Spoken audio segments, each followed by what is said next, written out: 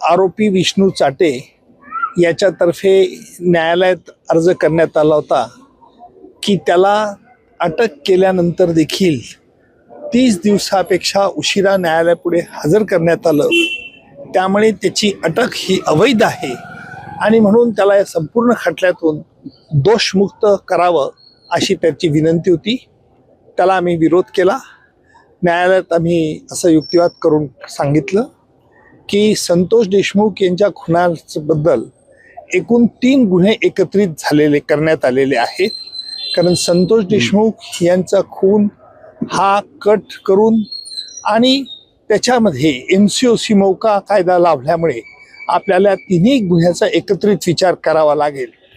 गेले 1.5 वर्षापर्यंत विष्णू चाटेने याबद्दल कुठेही तक्रार केली नव्हती.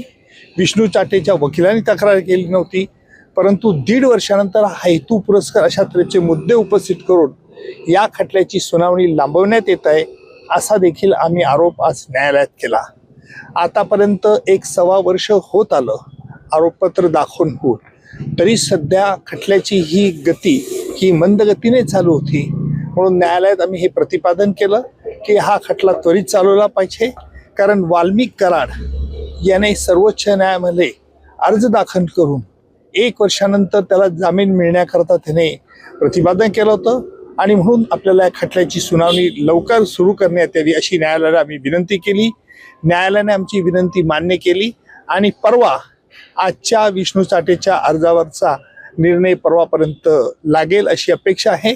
आणि त्यानंतर परवाच न्यायालयामध्ये आम्ही हा खटल्याचा कोणते साक्षीदार केव्हा घेणार याचा ताबडतोब न्यायालयात परवा आम्ही अहवाल दाखल करू आणि खटल्याची सुनावणी त्वरित सुरू करण्यात येईल. लॅपटॉपमधील क्लोन कॉपीज ज्या आहेत त्याच्या बाबतीत पुन्हा एकदा जे आहे ते पाहायला मिळालं. विष्णू चाटे याच्यातर्फे आज असं सांगण्यात आलं की जो लॅपटॉप हा जप्त करण्यात आला होता त्या लॅपटॉपची क्लोन कॉपी देण्यात यावी.